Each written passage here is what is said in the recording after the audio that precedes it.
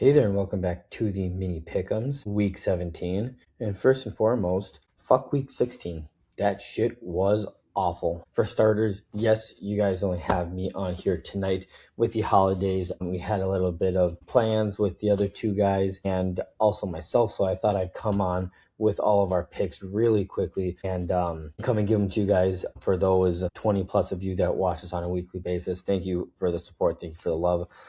But yeah, most importantly, once again, like I said, week 16 was a shit show for me. I finished 8-8, now bringing my season total to 141-99 on the cusp of 100 losses in pick'ems. Joey came in second with a 10-6 record, bringing him to 151-89, and then Joe won this last week in first place with 13-3, just fucking dominated. Screw you, Joe. And yet now he's up to 146-94. Currently, Joe's got 5 picks, has 5 on me, and he's only 5 behind Joey. I have my work cut out for me. I definitely need to take some chances these next 2 weeks. I don't necessarily need to get all 5 picks back this week, but I'm kind of confident I can actually do that. So before we get into the thick things, you guys know how we do things here. Since I'm the one with the podcast and I didn't win the week again, we got our white wine vinegar shot. So let's cue this awful thing up. Cheers. Gosh, even taking a sip of that didn't make that any more enjoyable. So and full transparency with you guys, I had these guys send me my picks. Obviously you guys can see I have a Mac. So I have both their picks up on here. I did tell Joe, because he gets to pick one of my teams, I did tell him, but coming into this week, I had 2 games I was looking at for my mortal lock. And with that, he sent me what he was going to do for the mortal lock. Haven't looked at that yet. Haven't looked at any of their picks. So what we're going to do here, once again, since I lost, I'm going to go first with my pick. And then I'll just quickly go boom, boom, Joey and Joe, looking at them in real time with you guys. So yeah, I think we did all that. We took our shot that we fucked up with, and we got you guys updated with all that. And yeah, so let's just get right into it. We're kicking off the week. This week we got 3 Thursday games, with it being on Christmas. We're kicking off the week. We have the Dallas Cowboys at the Washington Commanders. Then this is I got Dallas in this one. This is essentially a Pride Bowl in the nation's capital. Both non-playoff teams in this game and are essentially playing for their pride at this point and bragging rights. The difference, in my opinion, the Cowboys at least have a healthy quarterback and one of the top offenses in the NFL. So give me Dallas.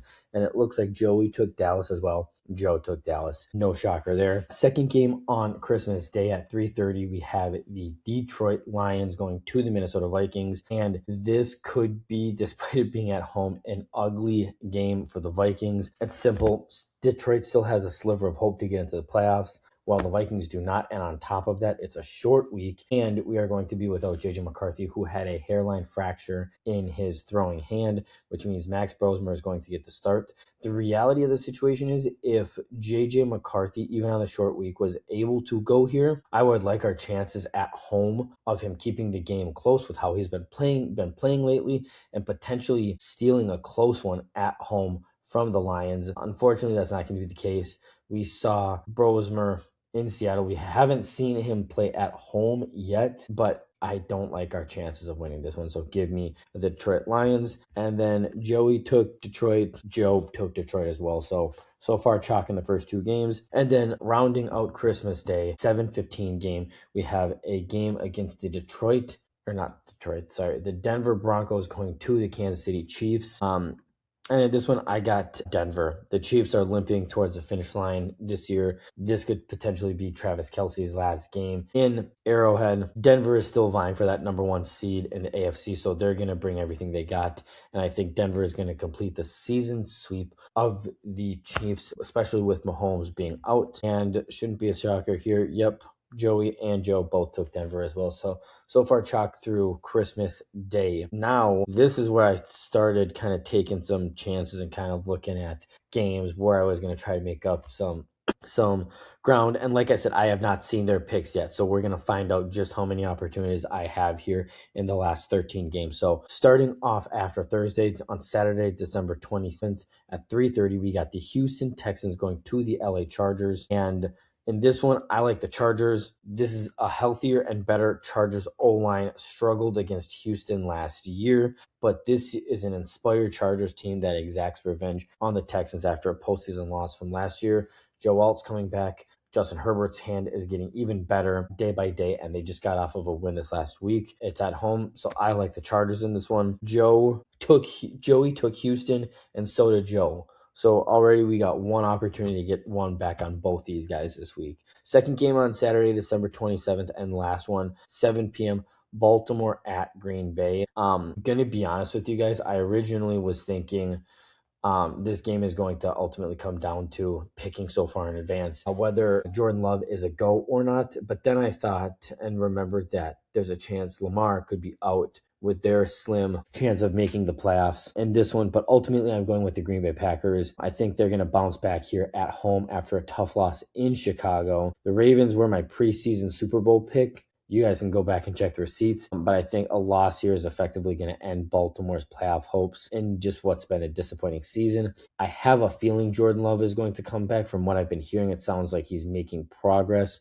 So I like Green Bay to take care of business at home against Baltimore. And Joey took Green Bay in this one. Joe took Green Bay in this one as well. All right, and then now we are to Sunday's games on December 28th. So starting off the noon slate, we have the Arizona Cardinals going to the Cincinnati Bengals.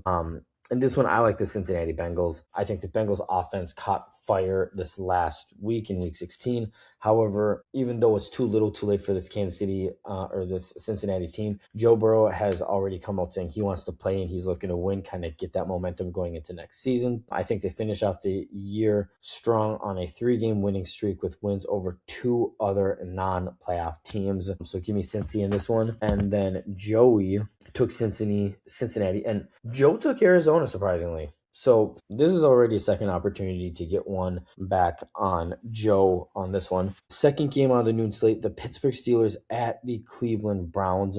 I'm going to be completely honest with you guys. I think heading into this game with Baltimore's loss, the Steelers will already have the NFC North on lock. And that's going to mean Aaron Rodgers sits out and the Cleveland Browns are going to win this game. Like I said, with them having the AFC North on lock, they really can't move up or down. They're 2 games behind, I think, the Chargers or whoever's in third. So they really can't move. So with getting that locked, I think they're going to rest Aaron Rodgers until playoff time. With Mason Rudolph in and DK Metcalf out for the next 2 games, I think the Steelers are going to be more focused on getting guys ready and healthy for a potential deep playoff run rather than picking up 2 measly wins that aren't going to really help them out in the scheme of things. So give me the Cleveland Browns. Joey took Pittsburgh and Joe took Pittsburgh too. So already we got 3 opportunities to get one back on these guys. This is pretty crazy so far. So, all right, moving along. Next game we got on the noon slate, we got New Orleans going to Tennessee. I like Tennessee in this one. Tennessee's coming off of a win against, yes, a depleted Chiefs team. And the Saints have quietly won 3 games in a row. So this is probably one of the closest games of the week. But if I'm being completely honest, Tennessee's at home. They were feeling themselves. I really think this Tennessee team and Cam Ward have the potential to be a good team with just a little bit more added help, whether you address that in the draft or in free agency. I really think they're not far away from, not really a Carolina Panthers jump to this year, but from at least being competitive. So I like the Tennessee Titans in this game. Joey took New Orleans and Joe took New Orleans. These guys are gonna be cooked this week. I'm telling you. Next up, we got the Jacksonville Jaguars at the Indianapolis Colts. I'll say it right now, Joey, if you're watching. Mush. I am taking the Jacksonville Jaguars. I have the Colts ending the season on a 7-game losing streak, despite 44-year-old Phillip Rivers' heroics. Jacksonville right now is one of the hottest teams in the NFL, and I just don't think Indianapolis has the horses to keep up with Jacksonville. So give me Jacksonville. And Joey took Jacksonville as well, and so did Joe. Next up, we have the Tampa Bay Buccaneers at the Miami Dolphins.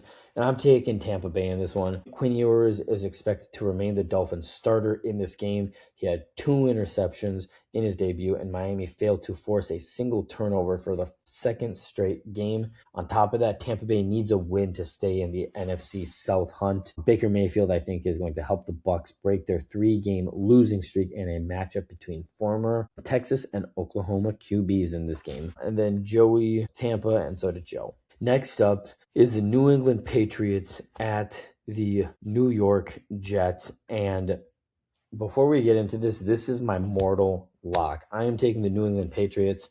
The point spread in this one seems high until you realize the Jets, right there with the Raiders, are one of the 2 worst teams in the league, if not the worst team. There's a legitimate argument for both those teams to be the worst team in the league right now. The Jets are keeping an eye on their draft positioning in this game, while I believe New England is still trying to clinch the AFC's, not only their division, but also the top seat as well. So give me New England as my moral lock in this one. And hopefully, both of them took New England. Joey and Joe both took New England. And then wrapping up the noon slate here, we have Seattle at Carolina. And I like Seattle in this one. This is honestly an interesting matchup. I was kind of close at taking Carolina in this one. It's a matchup between 2 division leaders right now. Both teams are coming off of perhaps their biggest wins of the season. Sam Darnold was resilient in Seattle's comeback over the LA Rams, who are still potentially the best team in the NFC.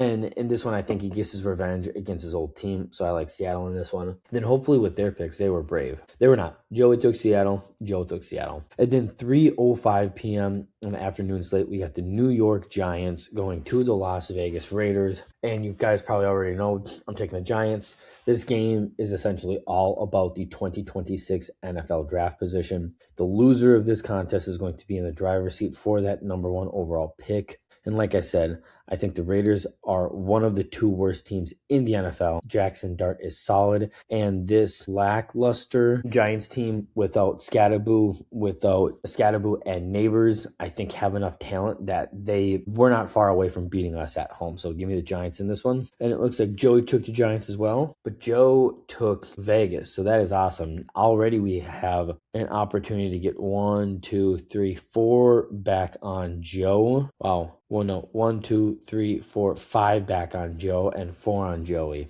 I'm liking this so far. I'm liking this. And then at 3:25 p.m., we have the Philadelphia Eagles at the Buffalo Bills. Could this be a potential Super Bowl 60 preview in Week 17 here? I don't think so, as I still don't think Kansas City or Philadelphia will even get back to the Super Bowl. However, the Eagles are getting back both Jalen Carter on the defensive side and Lane Johnson on the offensive side to bolster this team's desperation to try to finish off the season strong. 2 of Philly's most important players, and they're beginning to play better football just at the right time. So I like Philadelphia in this one, despite how much I do love Josh Allen and the Buffalo Bills. And for this one, Joey took Buffalo and Joe took Buffalo as well. So guys, this is pretty awesome so far. And then last 2 games for the week. Sunday Night Football, 7:20. We got the Chicago Bears going to the San Francisco 49ers.